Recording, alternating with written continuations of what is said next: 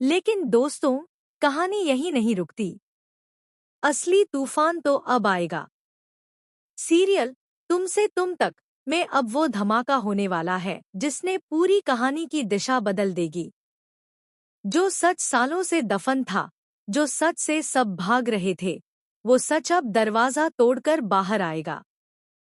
हाँ दोस्तों, आने वाले अपकमिंग एपिसोड में एक ऐसा खुलासा होगा जिसे जानकर न सिर्फ झंडे के होश उड़ जाएंगे, बल्कि पूरा आर्यवर्धन परिवार हिल जाएगा। अब सीन कुछ यूं होगा। यशवर्धन आर्यवर्धन के घर में है। अकेला कमरे में बैठा है। अचानक यशवर्धन को अपने अतीत की धुंधली परछाइयां दिखाई देने लगती हैं। पुराने जख्म ताजा हो जाते हैं। पुराने गुनाह चीखने लगते हैं। यशवर्धन का दिमाग चकराने लगता है। उसे कुछ समझ नहीं आ रहा कि ये क्या हो रहा है। वो टेबल से पेन और पेपर उठाता है। कांपते हाथों से कुछ बनाने लगता है। लकीरें खींचता है। शक्लें बनाता है। और फिर यशवर्धन एक आदमी की ड्राइंग बनाता है। उस आदमी के हाथ में चमकता हुआ चाकू है। खून टपक रहा है। यशवर्धन ये बनाकर जैसे ही खत्म करता है, वो थककर सो जाता है। पेपर उसके हाथ में ही रह जाता है।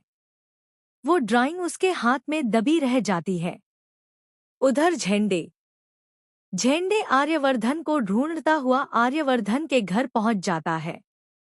झेंडे को लग रहा है कि आर्यवर्धन खतरे में है। झेंडे कमरा दर कमरा आर्यवर्धन को ढूंढ रहा है।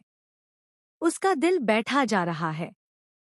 तभी झेंडे की नजर यशवर्धन के कमरे पर पड़ती है। झेंडे दरवाजा खोलकर अंदर जाता है और सामने का नजारा देखकर झेंडे के पैरों तले जमीन खिसक जाती है। यशवर्धन गहरी नींद में सोया हुआ है और उसके हाथ में वही पेंटिंग है।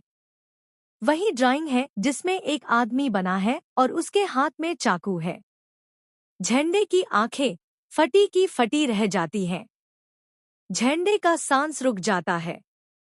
झेंडे के पूरे शरीर में सिहरन दौड़ जाती है, क्योंकि झेंडे को वो ड्राइंग देखते ही अतीत की सारी सच्चाई याद आ जाती है।